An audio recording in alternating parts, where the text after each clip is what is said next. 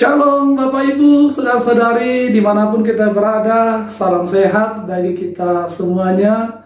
Salam jumpa kembali di hari ini, Senin tanggal 26 Juli 2021. Sebelum kita mengawali segala aktivitas kita dan melanjutkan segala kegiatan kita, mari sejenak kita kasih hati pikiran kita untuk mendengarkan firman Tuhan. Kita mengawalinya dengan berdoa. Kasih karunia dan damai sejahtera yang dari Allah Bapa dan dari anaknya Tuhan Yesus menyertai saudara sekalian. Amin. Saudara-saudari, firman Tuhan hari ini tertulis di kitab 2 Tawarikh atau Kronika pasal 30 ayat 8 dikatakan demikian. Sekarang janganlah tegar tengkuk seperti nenek moyangmu. Serahkanlah dirimu kepada Tuhan dan datanglah ke tempat kudus yang telah dikuduskannya untuk selama-lamanya. Serta beribadahlah kepada Tuhan Allahmu supaya murkanya yang menyala-nyala undur daripadamu. Demikian dikatakan. Saudara-saudari yang dikasihi oleh Tuhan Yesus Kristus, firman Tuhan ini adalah sebuah pesan di dalam pidato dari Raja Hizkia, raja yang memerintah di tahun 727 sampai 698 sebelum Masehi ke tengah-tengah umat Israel yang pada saat itu sedang berkumpul di Bait Allah di Yerusalem. Raja Hizkia adalah salah satu raja yang terkenal dengan gerakan pembaharuan yang dia lakukan, yaitu di mana dia kembali mengumpulkan orang-orang dari seluruh kerajaan Israel yang sempat terbagi dua, yaitu kerajaan Israel Utara dan kerajaan Israel Selatan, untuk kembali beribadah bersama, bersatu di Yerusalem sebagaimana yang sebelumnya dilakukan oleh raja-raja Israel Raya, yaitu Daud dan Salomo.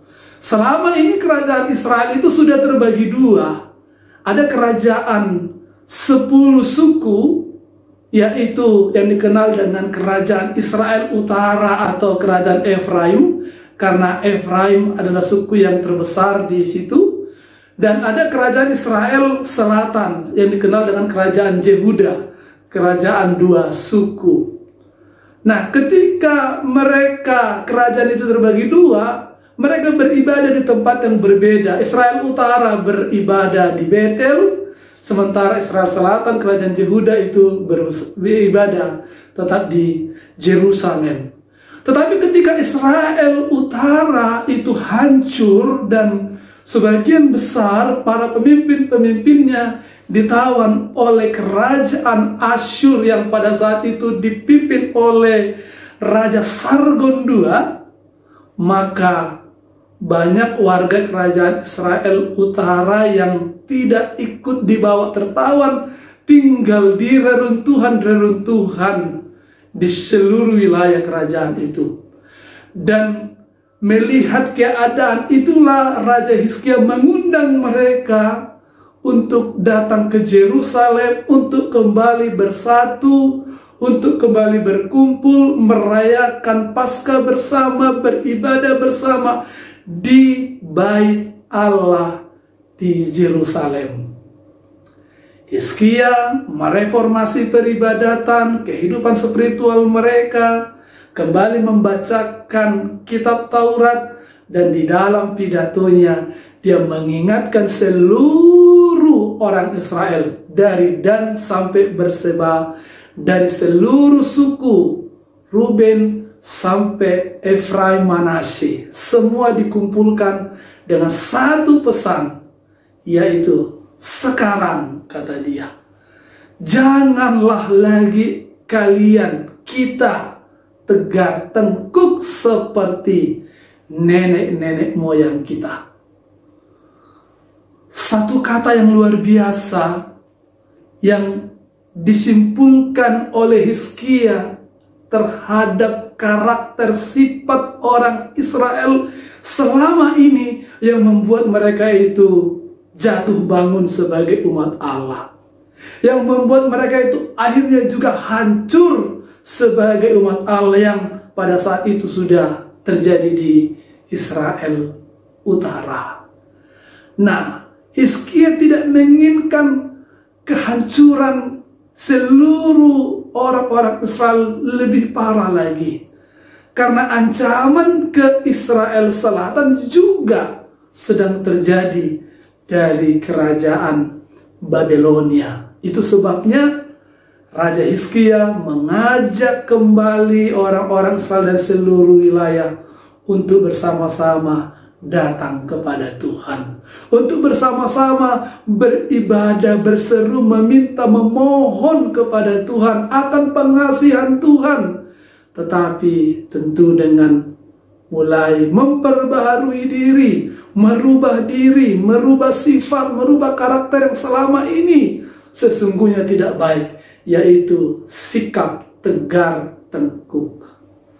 Saudara-saudara, sikap tegar tengkuk bangsa itu sesungguhnya sudah nyata, bahkan ketika bangsa itu dipimpin oleh Musa keluar dari Mesir. Berkali-kali mereka itu bersungut-sungut, berkali-kali mereka itu berusaha untuk mempengaruhi Musa untuk tidak membawa mereka keluar, berkeras, tegar, tengkuk melawan dan memberontak kepada Musa. Tapi Musa berkali-kali sabar dan berkali-kali berdoa syafaat, memohon pengampunan dari Tuhan untuk tidak menghancurkan, tidak menghukum bangsa itu.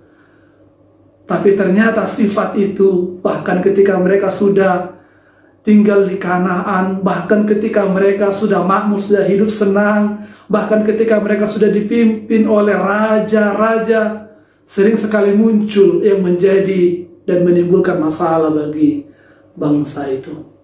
Bangsa itu juga pecah menjadi dua. Kerajaan itu adalah karena tegar tengkuk dari sifat orang-orang Israel itu. Bahkan kalau kita kaji mungkin sampai sekarang, sifat itu masih aja ada. Itu sebabnya mereka sering berperang, itu sebabnya mereka sering membuat segala kebijakan-kebijakan yang diambil oleh dunia untuk menghadirkan kedamaian di daerah Timur Tengah itu tidak bisa tercapai. Karena apa? Karena mereka masih terus dengan prinsip keras mereka ingin menguasai, ingin menegakkan kembali kerajaan mereka. Bagaimana dengan sifat dan karakter kita, dengan bangsa kita?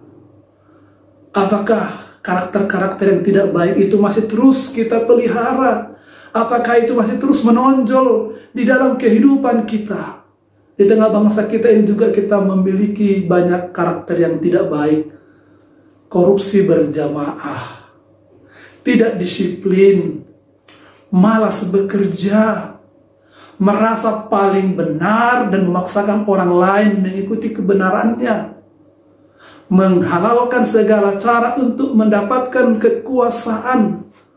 Bahkan di tengah-tengah pandemi, di tengah-tengah pergumulan sakit penyakit sekarang ini, masih banyak orang yang mencari keuntungan di tengah penderitaan orang lain.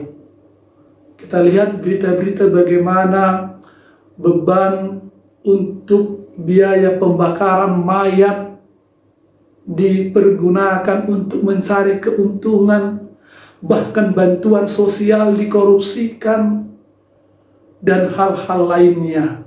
Bahkan situasi pandemi dan PPKM ini juga dipakai oleh sebagian kelompok untuk menimbulkan kerusuhan dengan menciptakan keramaian, dengan merancang demo-demo. Tentu ini sesuatu yang tidak baik, sifat-sifat yang akan menghancurkan bukan hanya pribadi, kelompok, komunitas, tapi juga bangsa kita. Nah, hari ini kita mau disapa untuk juga mau mengalami sebuah pembaharuan.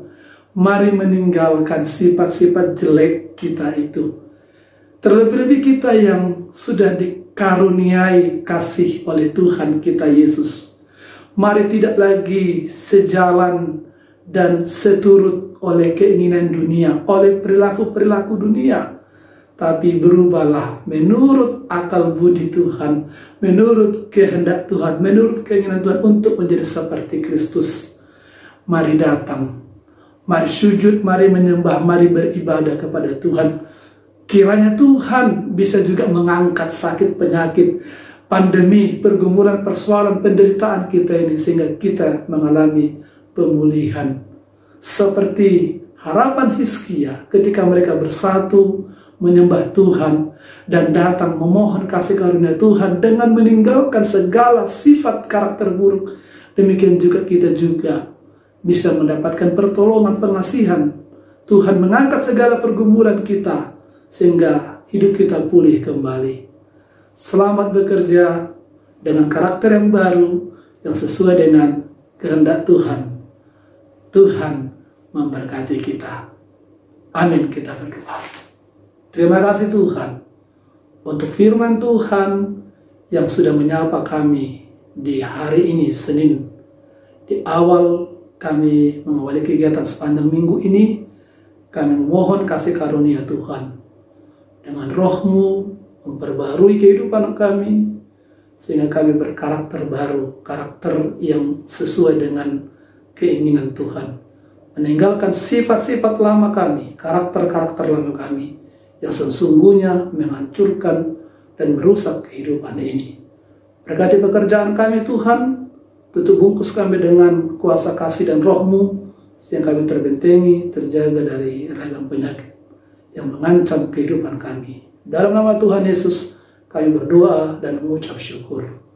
Kasih karunia dari Tuhan kita Yesus Kristus, kasih setia daripada Allah Bapa, serta persekutuan Roh Kudus, itulah yang menyertai, memberkati saudara sekalian, sekarang sampai selama-lamanya. Amin. Selamat bekerja, selamat beraktivitas, Tuhan Yesus memberkati. Horas.